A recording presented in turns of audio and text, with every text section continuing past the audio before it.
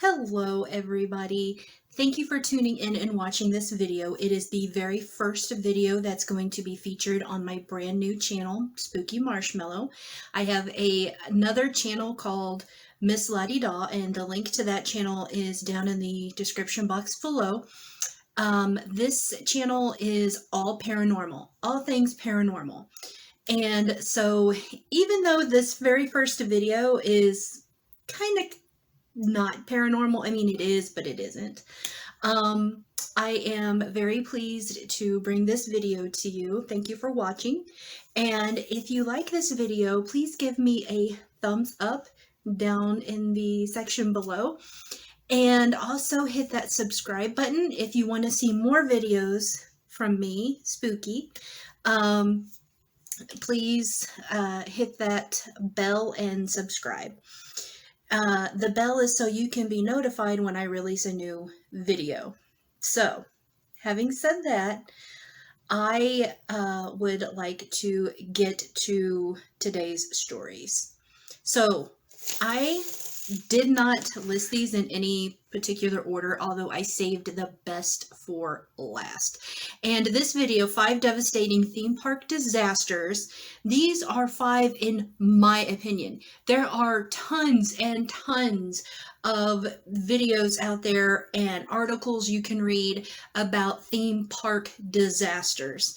These are just 5 that I have chosen that really caught my interest and really terrified me, to say the least. Now, I'm not a theme park person. I love the environment, don't get me wrong.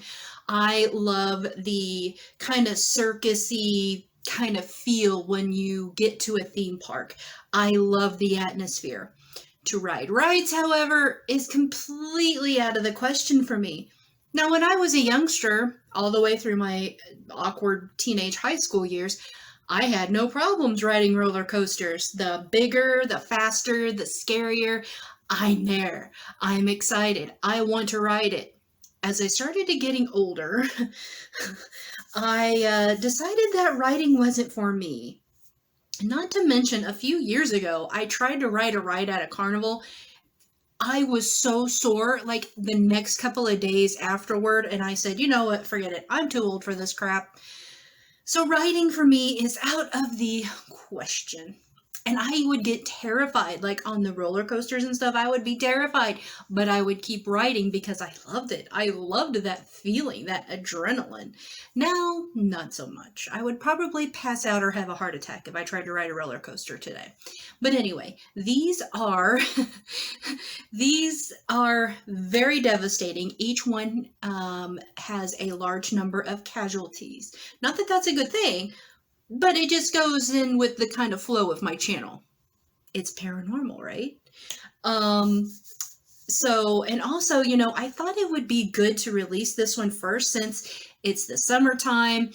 All of the carnivals and the state fairs and everybody's going out to the theme parks right now.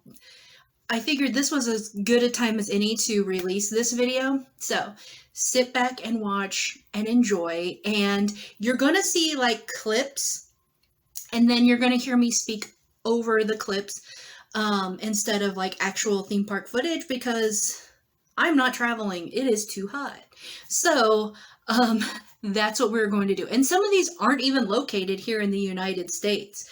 For example, I've got one place that it took place in the Isle of Man. That one's very interesting. I didn't even know such a place occurred until I saw information about this particular theme park, I guess you could call it, summer getaway, whatever it was. And then I was like, Isle of Man, what is that? So I had to Google it to look it up to even realize that it was an actual place. I had never heard of it before. And then when I read about what happened there, I was terrified. Oh my gosh. All right, so let's begin. And I hope you enjoy this clip. I worked really, really hard to get this going. So I would just appreciate your patience. Like I said, this is the very first video for this brand new channel. So I'm a little nervous, but I shouldn't be because I have another channel, but that other channel is completely different. So anyway, let's get to the devastating theme park disasters, and there's 5 of them. Five of them.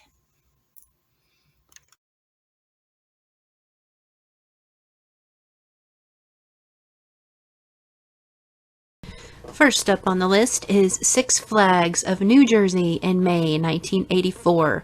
There is an attraction called the Haunted Castle, which is made up of fiberglass and like kind of cardboard material, and you navigate your way through. A teenager there dropped a cigarette. It went up in flames. People got trapped and injured trying to escape. And ultimately here, 4 people ended up dying. There were no sprinklers or fire extinguishers at all. No safety precautions. Next up is Dreamworld in Australia, October of 2016. This particular ride, it takes place on the River Rapids ride, which was designed exactly like all the others. You're on this gigantic tube, and you have a conveyor belt that takes you through the water. The conveyor belt got jammed at one point because one of the water pumps failed, and so it caused one tube to stop.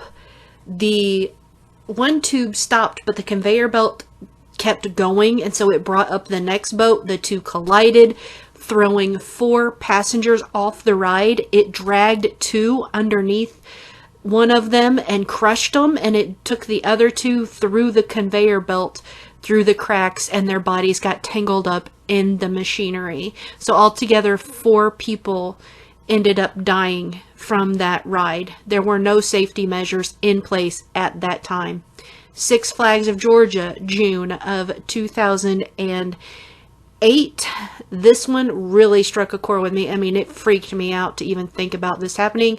The Batman ride, a young man and his friend scaled 2 6-foot safety fences despite restriction signs to go underneath the ride. A passenger's foot came in contact with the boy's head and knocked it clean off. The boy was decapitated. His friend, however, left untouched. His friend was just fine. But the reason why the 2 of them decided to go underneath the ride is still a mystery. Nobody knows quite why that happened. Some say he had lost a hat while he was riding, and he wanted to go and retrieve his hat. And that would make sense. That seems like a likely story.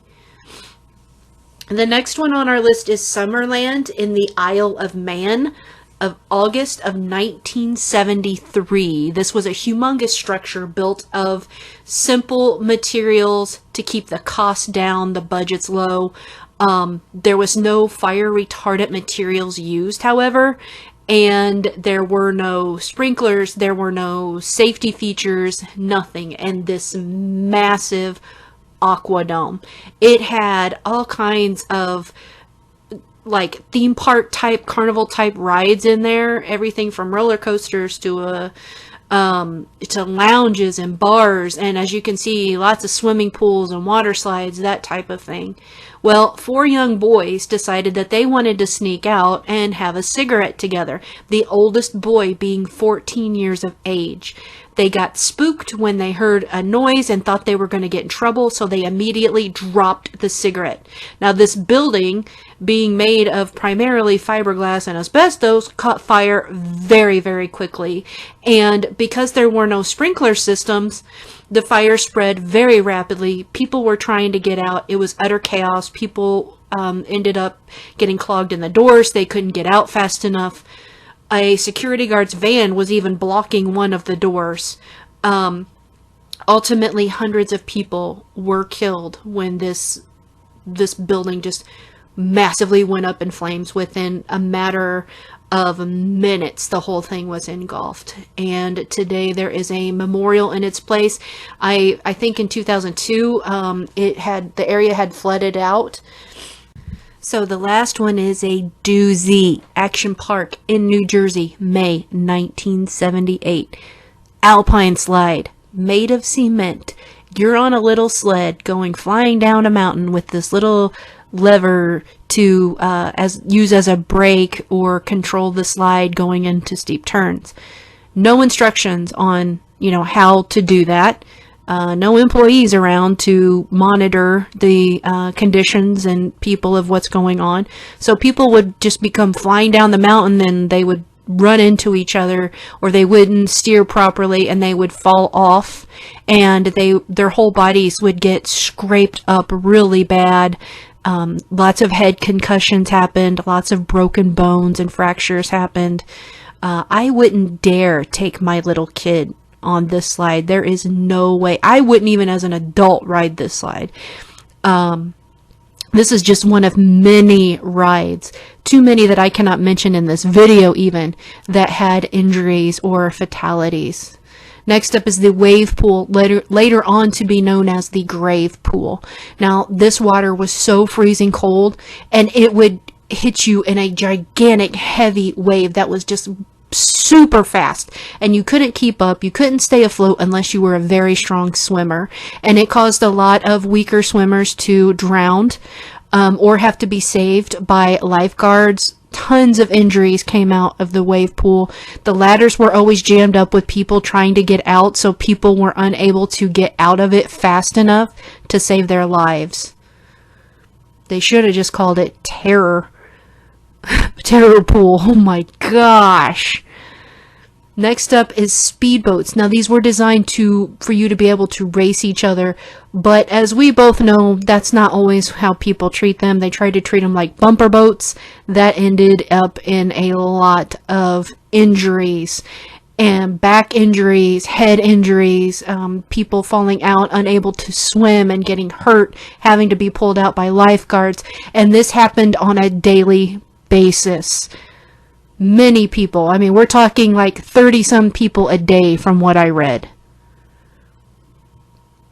Next up, we have the go-karts, and an employee could wedge a tennis ball in a certain area and it would up the speed of the go-kart, so they could get up to 50 miles an hour. And people were constantly, instead of racing each other, bumping into each other, trying to knock each other off the racetrack. And it ultimately ended in lots of injuries, tons of injuries. And people would get sick and nauseous from the fumes from the unmanaged engines and unmaintened engines as well. And this is the cliff diving area, and there was no separation for swimmers and cliff divers, so you could just jump a cliff and you may end up on top of somebody, pushing them underneath the water and seriously hurting them. There was a lot of head concussions, and I'm not sure if there were drownings in this area, but I believe there probably was a lot of people that had to be pulled out by lifeguards in this area. Next is the vertical loop water slide.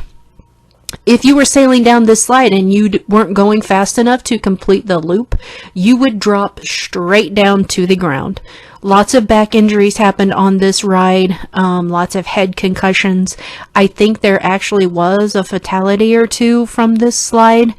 That wouldn't surprise me one little bit. Next up, we have what was called the Tarzan swing. And if you did not let go of the bar on this at the exact right moment, it would drop you into the coldest water in the park.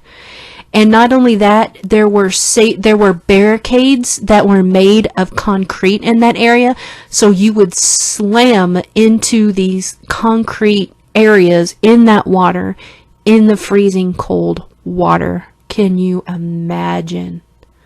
Next up is kayak. There was a gentleman that died when he was electrocuted. When his kayak flipped over, he stood up in the water to fix it, and he stepped on a metal grate that had electrical wires that were exposed, and it instantly electrocuted him. And now the way that these rides were safety tested was they would have employees use the rides, and they would pay them under the table to do so. And so if a couple of employees got through the ride okay and they were uninjured and alive, then they deemed the ride to be safe for the public. And there was hardly any bookkeeping ever kept here. The lawsuits just piled up. The owners that owned this eventually ended up filing for bankruptcy. I do believe that this park is now been rebuilt with complete safety in mind, and I imagine tons and tons of lawsuits probably still pending on this. HBO has a documentary on this park, and I highly recommend that you watch it, and it's called Class Action Park, and it seems like it's a really good show. And yeah, this park really, I'm telling you, it was designed to kill. I honestly think that it was. Thank you for watching. This has been a Fluffy Puppy presentation.